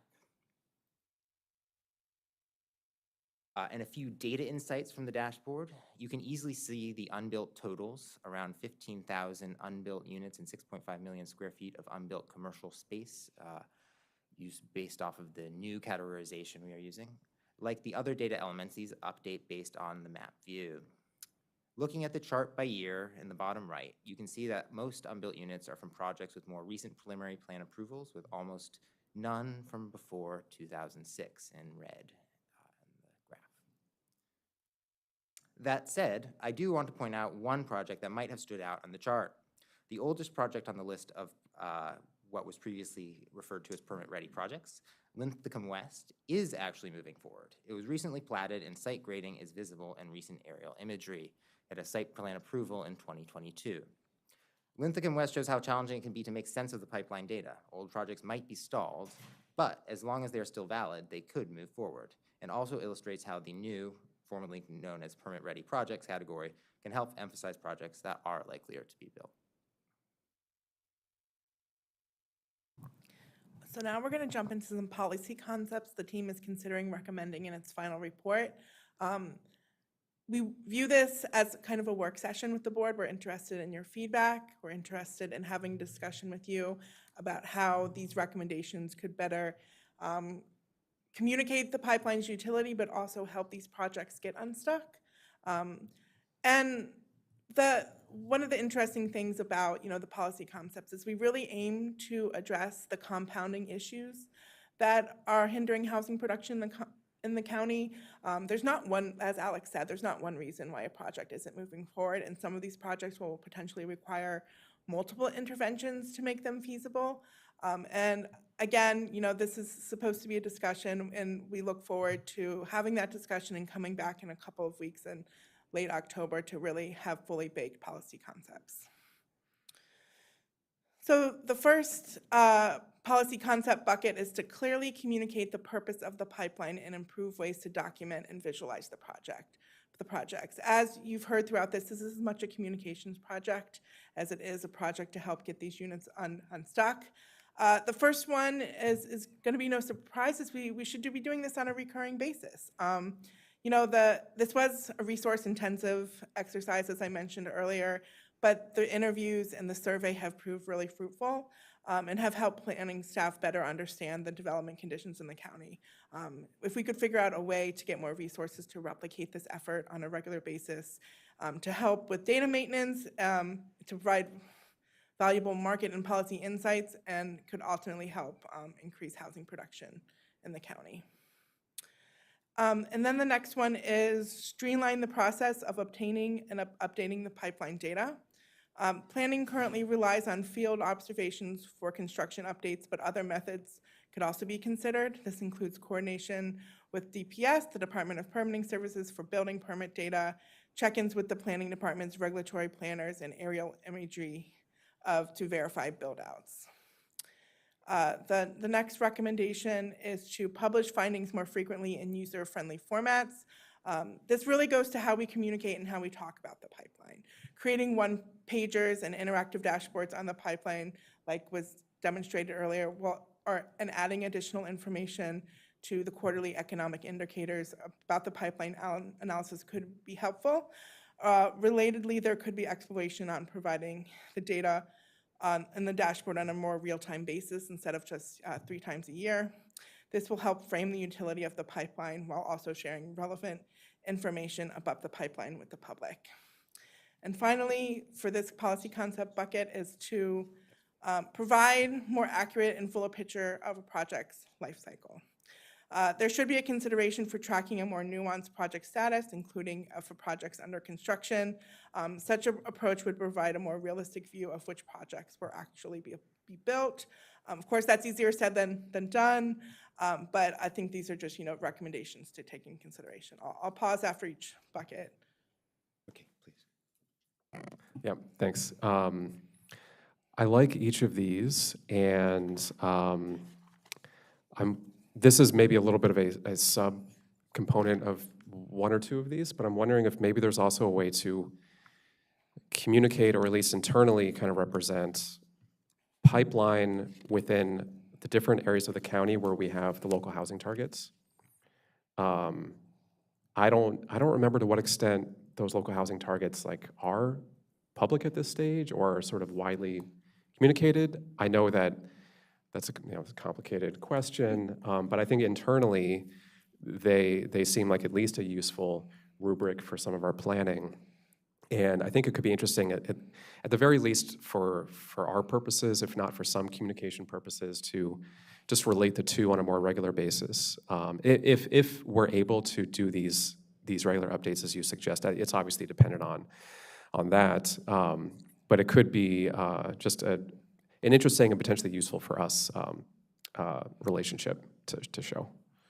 We will have more information about the local housing target planning areas and how the quantitative analysis of unbuilt pipeline in the final briefing on this project. Yeah, so I have a quick question. When you're talking about on a recurring basis, what are you thinking about? Like, does that look 2 years, 5 years? I'm not Sure. pinpointing you, but given this, do you have some thoughts of what does a recurring basis look like? I don't think we've put an exact date on it. I would say it could be similar to a quadrennial cycle, like the growth and infrastructure policy, where we start that pre-work a year before, and then, you know, it gives us a little bit more time to work on it. I think we were able to do a lot of this work in 6 months, but it really was like an all-hands-on-deck yeah. exercise. So I think if we're able to get more resources and perhaps more staffing, we could talk about even a more regular basis than that if we'll be talking about a position later in this presentation, but maybe every 4 years. Yeah. I'm hoping it wasn't every year, so, just more, I think you need time to let things happen. So also, maybe this be part of some others down the road about, streamline the process of obtaining and updating the pipeline data. Big picture, I think this is also in concert with DPS. And so, a big comment I have, how do we work together to look at the, like if someone's looking at the whole process, they're looking at the whole process. They can push a button, maybe where our data talks with their data, and they can see, how the whole process works. But that's just a comment. We can go later, but this is great. I like your thoughts here. Okay. Just to follow up about DPS, there are a few things that I said that you said when the project goes to construction, you have your inspectors, but there are, DPS can send notices that when the project goes under construction or on the project, I do not know what time you need to say, okay, this is now gone and it is a starting construction, okay? Because they have like this pre-permitting meetings that usually they have meetings with the developers before they submit the permit. So that is a place that you could say, okay, the project is moving forward. And then when they submit the plans, then it is another phase that you could get, those are all data that you could pull directly from the permitting to get it. And then when the project is completed, again, we don't have to have our inspectors. There is use and occupancy that is issued that you could get it and put, okay, this is done. So these units now are operational, and we could say that we could deduct them from the total things that we have. I think that there are a lot of areas that you could just tap in to the database that the PS have that to help us in regard of, not when you want to do recording or when you want to see that collecting the data, you could just use those and work with them to make sure that you're getting the right data from them. It could help. Commissioner, just real quick, we do coordinate quite a bit with DPS. They're a really good partner with what we do. And that doesn't mean that we can't be more effective and more efficient in how we get the information with them. We continuously try to do that. And just provide some, I guess, edification for our role in what we do with the permits with them is we do have a review for the permits that do get issued. Sometimes the issuance, because we don't issue the permits, we review our portion of it, may come later just because we're reviewing kind of zoning to some degree and conditions of approval to make sure that they've met certain things before a permit can be issued. So there's always a time lag on that in that respect. And it's going to be different for single family, for townhouse versus multifamily, because multifamilies are typically, they're issued all at once. But use and occupancy, if we're tracking some of those, sometimes that's a little different for multifamily buildings. They can be issued for floors, for a whole building, and then there's a final use and occupancy or certification that goes out. So we do work with them. They have more inspectors, clearly that focus on the site plan part of it, and our inspectors their responsibility is more for the subdivision, but we do coordinate with them, I think, in all of I those know you are respects. doing that. That's not what I meant. I was trying to say that if they could get the data from their permit come directly to yours, so you get it right real times, especially right now that they're trying to renovate their system. It's just that if it could be automatically through their system, because they capture all of those. I know that you guys work very well. I know that. And I know that you coordinate very well. But I was just trying, because she was talking about staff resources, say that a lot of these things could be done through the system, that you could see it. Yeah, and that was one of the things that, and I know, and then we need to move on after Commissioner Hedrick. I had heard that they're going to spend a lot of money to redo their software system there, and that was the point, is could there be some discussion about things we would want their system to capture that could automatically, if there's some interface, given they're ready to do that. But I could be all wrong, but I know you guys work wonderfully with them and have a great relationship, so. Yeah, one point of clarification is we do get their data. I know that I'm available to view it on our GIS systems. I think the issue is we talked to DPS staff a little bit this morning, a little bit about this, and they prefer to be the source of the data. There is quality control that goes into their data cleaning processes, and they would like to see more clarity and consistency around the numbers that are reported, especially for building permits. So they prefer to be the issuance of that data. So it's just figuring out how that relationship works. Got is what we're trying to figure out. Okay, so we have Commissioner Hedrick that has a question, and then we want you to get to the next one. Yeah, but we're stopping you, so we're going to stop.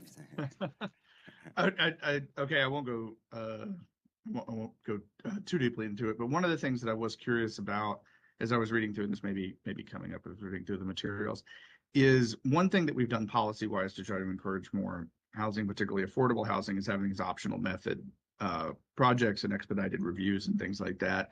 And it was something that you mentioned was in the developer comments and the developer survey. I wonder how much, and it may be a numbers thing, there just may not be enough to break out the impact of these optional method approaches that we've taken for senior housing and affordable housing and things like that, and what the impact has been there, and how that's the impact on the pipeline. I know the pipeline doesn't go back that those optional methods don't go back that far, but in the future, as you sort of go along, if we regularize this process, what possibility is there to sort of look at that, break out those types of projects, and see whether or not sort of the affordable housing, subsidized housing community in general is having different experiences than the market-driven, the purely market-driven side? Is the optional method helping with speed and movement through the process? As we go forward, can we plan for those things, and to what extent do you think we can sort of measure that against like the pure market or purer market rate sort of development? That's a great question. I would say, and Alex, feel free to jump in, as we interviewed affordable housing providers as well as part of this project, and their experience, their causes of delays were similar. I would say that we have instituted more expedited reviews, the mixed income housing communities, for example. And one of the recommendations we'll talk about later in the report is just broadening the applicability of those expedited reviews so that it catches more projects. As we talked to probably the biggest affordable housing provider in this county earlier this week, and they just mentioned the cost of the development review process, that there's no funding for the pre-development process. That money is lost money that they'll never recoup. So if we're able to get them out faster and closer to permit quicker, that just helps them save money and deliver more units. Yeah.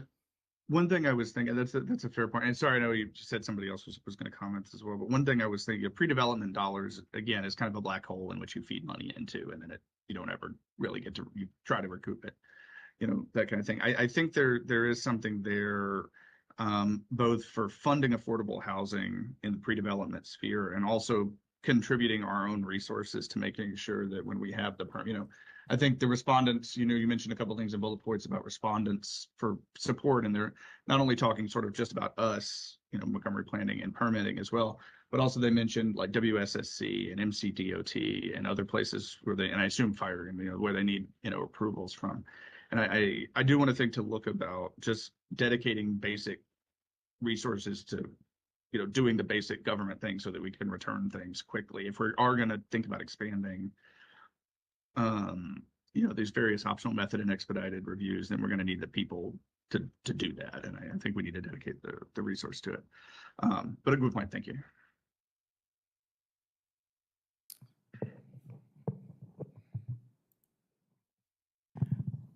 Moving on to the next policy concept bucket is to comprehensively streamline all steps of the regulatory process from the planning board's initial approval to a final use and occupancy permit.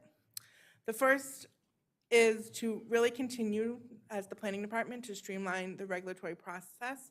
As Alex noted, respondents generally noted the long and complex regulatory process as a deterrent to new development. This adds costs and time to a project and contributes to a project's infeasibility. And Montgomery Planning, as we know, has worked a lot over the past couple of years to streamline our own processes that at both the local and the state level. There's probably not a lot of juice left to squeeze out of this without additional staff resources. But again, it was mentioned and we felt you need to be responsive and that we could continue to look at our own processes, internal and our external coordination with our DRC partners to help projects move through the process faster.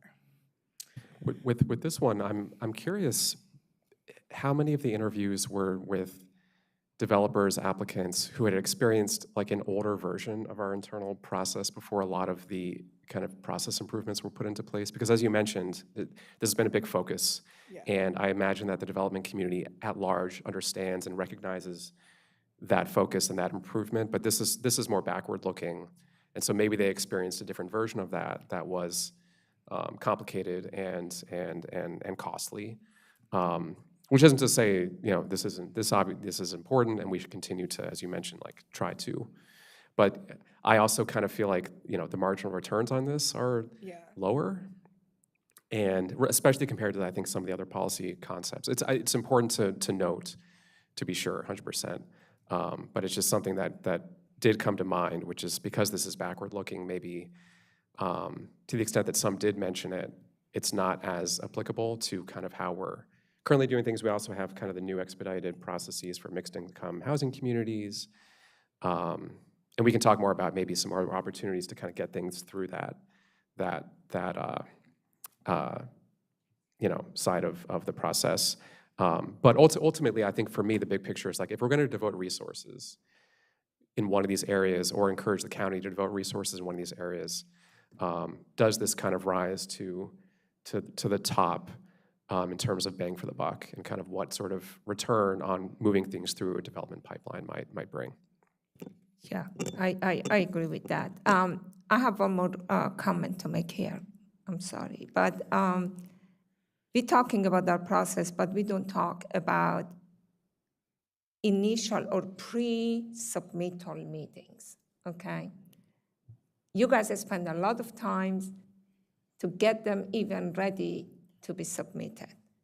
So saying that, I have heard from the other side that those are cumbersome and time-consuming, especially if they are not a bigger developer, to have a lot of expertise and have land development attorneys or anybody else on their back.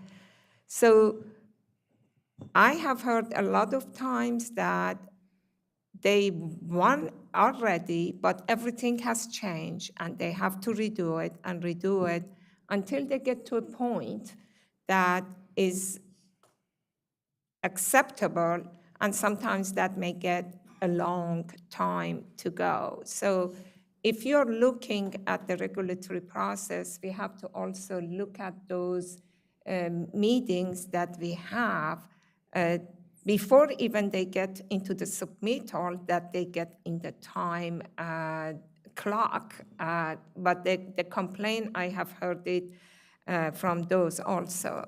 The other thing that I have heard is during master planning. we have all of our regulatory and zoning and everything that we put, but then when we go to master planning, the language is sometimes for what we want to see is very restrictive, and it may make it uneconomical to develop a piece of land if there are too many restrictions applied during the master planning.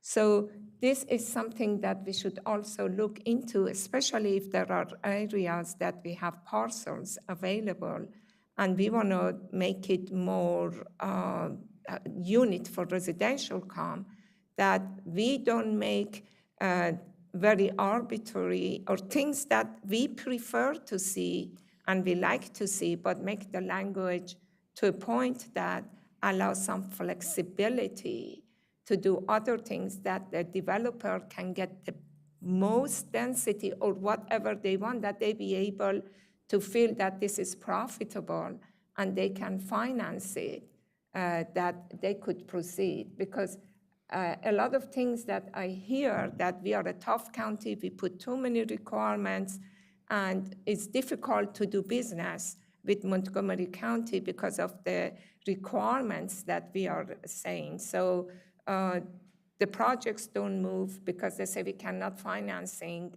we don't have enough profit at this point. So just a couple questions. You don't have to have the answers now, but just as you think through this, you benchmarked a little bit about other jurisdictions, like how long is it taking other jurisdictions to get do the same processes that we do? You know, and if, you know, are we in the same ballpark? Also, the point is, if we just say you wanted to reduce the process by a quarter, what does that mean? What would you need to do that? And I mean, and so as you're thinking through this, also you have approved shorter validity periods. Are validity periods similar to other jurisdictions? And what would that, you know, I mean, I think that needs more study. You know, and what does it feel like go from a 5-year APF to a what? A 2-year APF or what? I don't know. What, and would you, I mean, does it provide enough flexibility for market condition changes? I don't, so, but I think it's a lot. These are all good things to think through, but I think it needs more thinking through. You have evaluate causes of permitting delays. That's all great. And then you says create a development approval specialist position at the planning department. Isn't there that specialist would look at specific projects and say, why is it not doing so well? And it's like an ombudsman, right? Isn't there an isn't there an ombudsman somewhere in the system? Or is it at the county side? There's some ombudsman to figure out how they're supposed to check what's slowing down the process, either on the DPS or all the county. I'm just out of curious. Yeah. To the last question, Mr. Chair, yes, there is an ombudsman. There used to be one for the whole county. I do believe the one right now is focused more on the East County in terms of the type of development that would go in there. But the county does have an ombudsman. I want to say, I think it's Mr. Lewis. And I believe before that it was D. Metz. And her focus was more on the White Flint area. But we've had a number of them throughout the county. I don't know that that's been their role to track all the projects. I think it's been more, how do we facilitate the new development that would be coming in? Okay, so That's my guess, but I'm not in their role, so. You are correct. Yeah. I was there, and that's what basically, it's not to review that. Right. You know, I think expedited review, the way I see it, is not because our process is too long. I think it's the negotiations that, or the requirements. That's what I was talking, that look at the master plan, make it more flexible, that we can have less disagreement and less negotiations, that they can just move it fast. that's one comment. May I just respond? You know, a number of us here on the dais and on the team have worked in the private sector. And I can tell you, it's hard to compare apples to apples and with the jurisdictions, with their process and ours. You know, remember when 2 decades ago, we were asked to compare jurisdictions. It's hard because they don't follow the same timelines, and some jurisdictions do a lot of work up front with their regulatory approvals, and then they move quickly or quicker through the permit process. Some do it the other way, where you know, there's a lot of work that's left to the very end of the project. And, you know, without any, since we don't have the same process as other jurisdictions and vice versa, I still think it's within the same time frame for them to get from start to finish for a lot of the optional method type projects that come in. The more by right projects that maybe DC has or some of the other smaller jurisdictions, it's probably a little bit quicker in the timeline. But Mr. Chair, to your question about expediting the validity period or moving that up, keep in mind that also includes recording plats, and sometimes that's a little out of our control because we're waiting on the property owner who may flip sites or is looking for a contractor to do their work or a builder.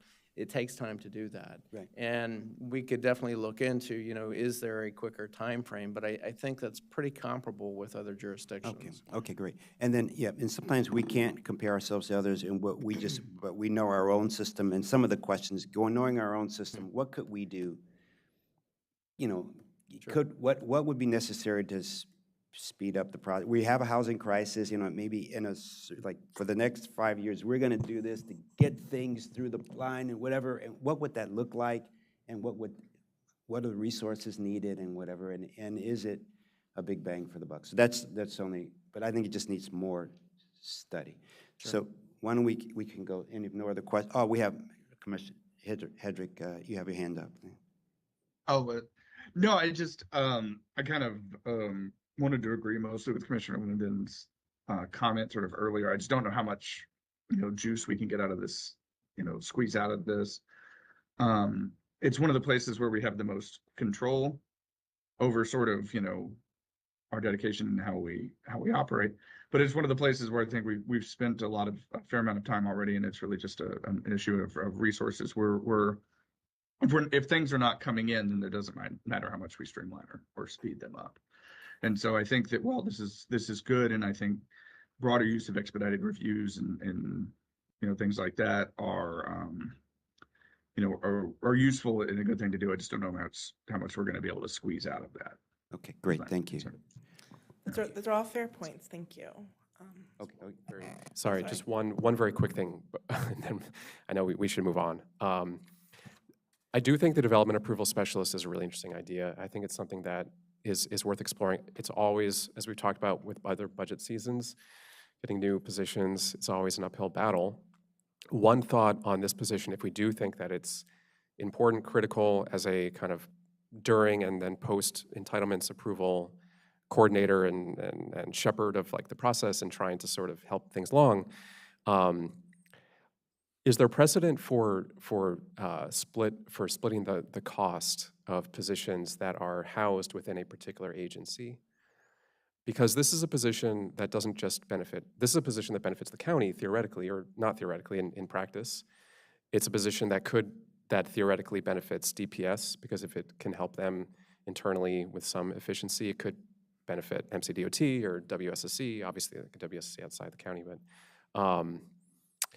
I'm wondering if maybe that's an easier way to approach the budget ask, if we could propose splitting the cost across agencies, even if it is technically housed with us, which there may be some, disagreement on where it should be housed or, whatever the case is, but have those conversations later on.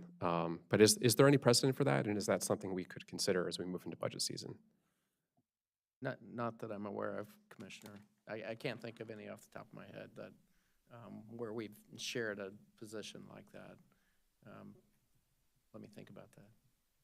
But it might be simpler if it was entirely within county government and not the commission. I'm just sort of thinking out loud, like maybe that's an easier.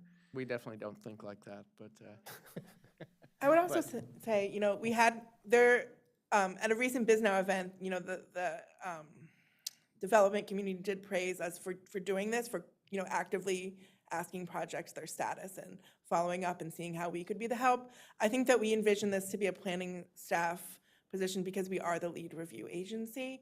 And I think that we already are kind of seen as that position, but it, you know, but it's, you know, having one person dedicated to following projects and following up, I think is something that we haven't done, but I do think that our lead reviewers are kind of in that position right now. Yeah, yeah, and that makes total sense. From a perception and also maybe where people come to with specific questions and kind of follow-up questions, 100%. It's more kind of a way to kind of, I guess, approach the ask. And if it's too complicated from a logistics or even a legal standpoint, I guess, with how things are budgeted in the county, then, you know, just toss this in the bin. It's not worth kind of pursuing, but just one thought. Yeah, yeah. I'm glad you put that out there. I'm glad your comment, you know, conceptually, we are, you know, to get through the process, you get through us and DPS. I mean, that's, so it'd be ideally, it would be great if we can both split them, but I understand your two agencies, but I understand. So why don't you go to the next one, please? The next policy concept bucket is to strategically help close the financing gap for large-scale projects that would deliver housing from the pipeline where it's most needed in the county. One of the things that we heard is that multifamily is the harder type of project to deliver, especially large phase projects. The first, you know, policy concept is, you know, about impact taxes. The comparatively high impact taxes were noted as a deterrent to development in the county.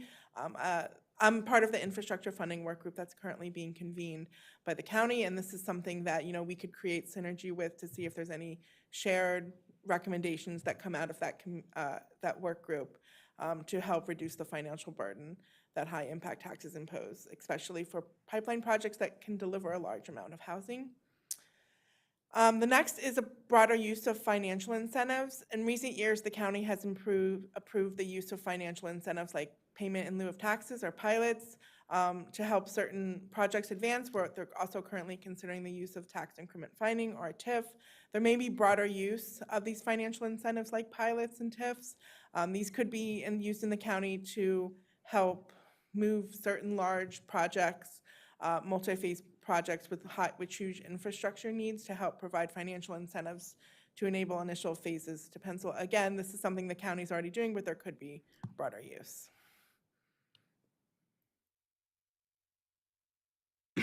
The next policy concept bucket is to recognize broader market conditions and incentivize projects that create long-term jobs in addition to housing. While there's noted concern about the federal employment landscape from the interviews, many interviews also expressed concern about Montgomery County's weak job growth, especially compared to Northern Virginia. When few new well-paying jobs are added to a local jurisdiction annually, it lowers the anticipated population growth and demand for new housing and slowing the delivery of residential projects. The county should therefore should pursue projects and policies that help spur job growth in the county. And we know that the county has done a lot in this regard. The Jobs Initiative and the Econ Committee has done a tremendous amount of work on this. We have focused our kind of policy concepts on land use and zoning tools. For example, additional and smaller projects that include high-paying job-creating uses could be incentivized through density bonuses, expedited reviews, and reduced payments similar to the signature business headquarters review process. And then the last one is to recalibrate the rent stabilization regulations to help advance projects out of the pipeline. Rent stabilization was identified as a major obstacle, if not the biggest one, by survey respondents and interviewees.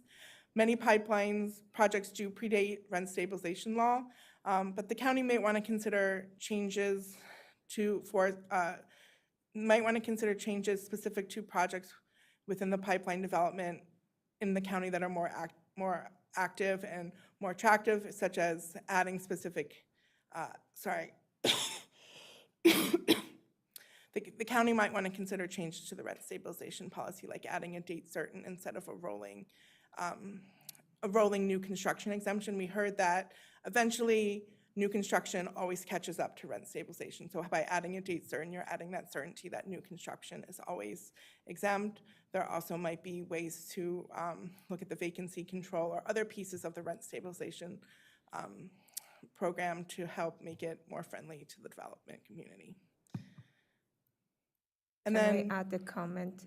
of course. Before next steps, in regard to impact fees and permit fees, I think one thing that I know that we tried to reduce the impact fees. We even worked on that. We took it to the council. We were some successful and some we were not. And I know that permitting at DPS does that for permit fees, the phasing of payments, okay? I think that you are part of the infrastructure policy. I don't know as part of that, because DPS is a member, you guys look at the permit fees. I know that they have a consultant every once a while. They do a study to see that what the fees are or what fees to be. But they do work with the developers in regarding of timing of the payments. And they have worked out good deals with them to make it affordable for them to pay. The same thing we could do with the impact fees. If we are not able to reduce the impact fees, maybe the phasing and when those impact fees are due, help them to do it. I don't know exactly how it works with their financing, but they know it well, and that would be another option to work with them. So last year, there was a bill by Councilmember Glass that allowed impact taxes to be paid at use and occupancy or later in the process instead of at permit to kind of help reduce that burden of having to pay upfront. So that's part of it. The infrastructure funding work group is only looking at impact taxes for schools, transportation, and also funding mechanisms for parks. So we're not really looking at DPS permitting, but again, I'm part of that group, so we can, I can bring up this point with the group and see if there's any, points of discussion there, synergy we can create. Ms. Scavone, can you explain more specifically? You talked about on the rent stabilization, some changes the developers had asked, like, could you explain what, add a specific date instead of a rolling date? What do you mean by that? Sure. So currently, there's a 23-year new construction exemption for rent stabilization. So, that date moves every year. So right now, we're in 2025, so everything before 2022 has rent stabilization. Adding a date certain, saying something like all projects or buildings before 2000 rent stabilization applies, similar to how DC Okay. Oh, has yeah. their rent stabilization law, creates certainty that it will never catch up to new construction. So new construction is always exempt from rent stabilization. Yeah, thank you. So basically saying that the new construction to be exempt. That's because I don't think that's what they wanted to do. They just said that the first 23 years and then they catch up. And the problem is that just the provision by itself, it makes the financiers cold feet that, okay, they can come with other things that to do that. But basically, you're suggesting that if it is new construction, they don't have that phrase of the rent stabilization. Correct, but I would be remiss if I didn't mention that they did vote on this during the rent stabilization discussion, and they decided to keep the rolling date average instead of a date certain. But again, I think that we're starting to see impacts of rent stabilization chilling the market, so council could potentially reconsider that. But again, this is just broader policy concepts that we're discussing with the board today. Great. Commissioner Hedrick, you. I think everybody pretty much covered it. I think that having some sort of, we need supply to get out of the housing crisis, and unless we're going to invest orders of magnitude more public money in the construction through HOC or something similar. We're not going to catch up without private investment in housing. And I think the new construction exemption, some form of it, is absolutely necessary. I mean, I don't think that it's really a strictly financial concern. The 23 years is a pretty decently long time, but it definitely diminishes the value of the building long term. And I think that that's something we really have to consider and really have to think hard about how much we should and encourage the council to reconsider the lack of a new construction exemption, like a long-term permanent new construction exemption. Okay, thank you. And finally, next steps. So next Monday, we're giving a similar briefing to the Planning, Housing, and Parks Committee. And then we'll be back. We'll come back with fully baked policy recommendations and more quantitative analysis in the final report. And then we'll be back to the Planning, Housing, and Parks Committee in late October to also deliver that final report. So thank you. I thank you all for your feedback today.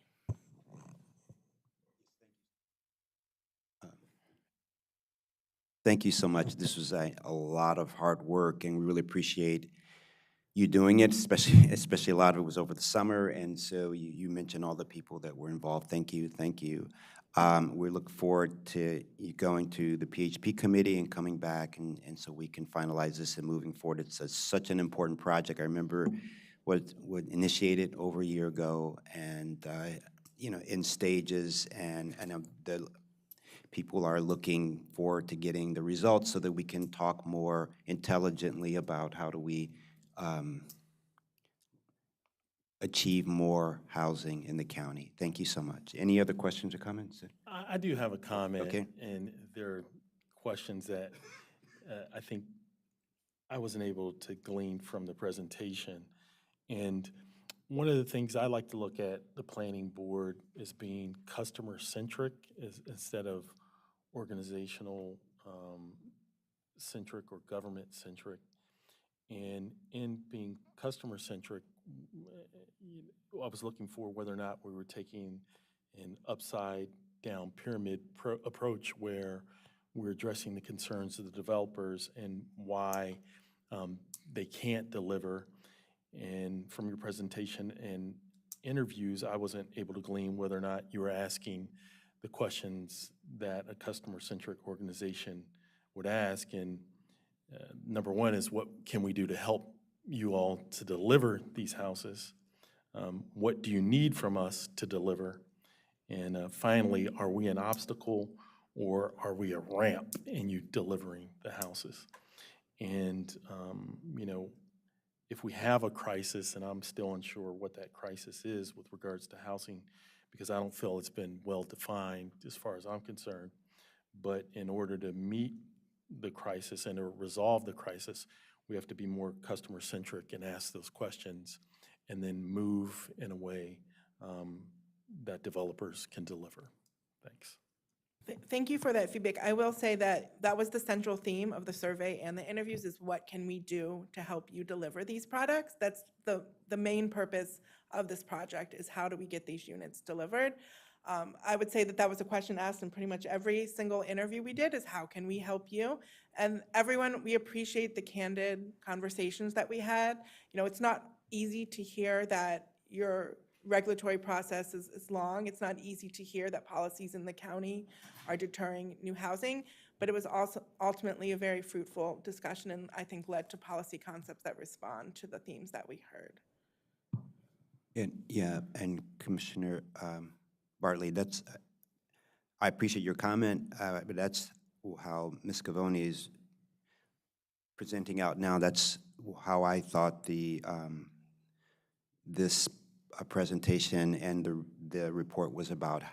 What can we do? What can the planning department, the county, DPS, the agencies do to increase and get these projects going? And some of it's in our hands, some of it's out. We can't necessarily change the interest rates, and that was one of the things that they said, the interest rates were lowered, and then if construction costs were lowered. But there are some things that they said we could do, and so we're going to look into those. Just a couple final, like, high-level thoughts on the policy concepts.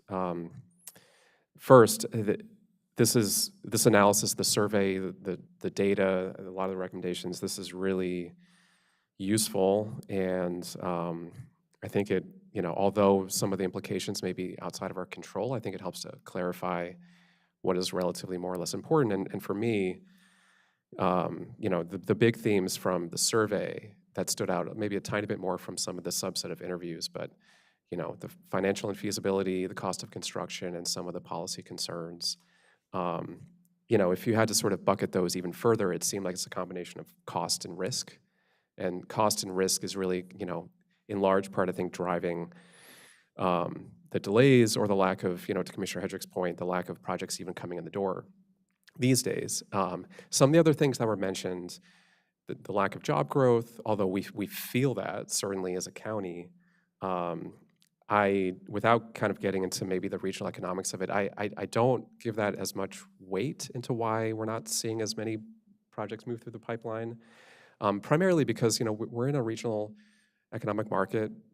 Over 50% of, by some measures, Montgomery County workers work outside of Montgomery County, and that number has been pretty consistent for many years now. Many from Montgomery County go to Northern Virginia, they go to PG County, they go to Howard County, they go to Anne Arundel County, they go to Baltimore to work. And that may not be desirable for a lot of reasons in terms of traffic congestion and the environment, but it has been a reality that's been pretty consistent for a long time. And so in sort of trying to understand what's changed that's slowing down housing today, I don't see the job slowdown as in this county as driving that slowdown in housing production or in things moving through the pipeline. I think it's largely the other factors that we've talked about with cost and risk. So to the extent that, we can further define policy concepts that focus on cost and risk, such as the things they already mentioned, pilots, tax increment financing on the infrastructure side, I think that more and more, again, outside of our control, but more and more that we can identify opportunities to make those recommendations potentially within master plans. I'm thinking of one master plan in particular right now that we're working on, where maybe that could be in the mix, considering all the infrastructure that is necessary to unlock that development. I'm glad to see the county further exploring those tools. Obviously, as you mentioned, I think it's dependent on the type of project, the phasing, the infrastructure demands, and many other things. But the onus could also be on us as part of our planning to help clarify where those opportunities could exist and highlight them for the county. Thanks again for taking this on. Look forward to the final presentation in a few weeks. And it's just a few final thoughts in my mind. I think that it was some really important comments there. The team highlighted before, so some of these things are outside of our control. We can't control interest rates, we can't control the construction costs. But there are things that the county can address, can make things a little bit easier, can address the policies that we have in place here. And so, those things that are more global are going to affect the entire region, the federal workforce, the general market in the DC region. But when you look at Fairfax County, the team showed before, their pipeline was almost identical to ours in numbers, 28,000 or so, compared to our 29,000 units. But when you look at the building permits, we came and reported this to you all a couple months ago, back in July.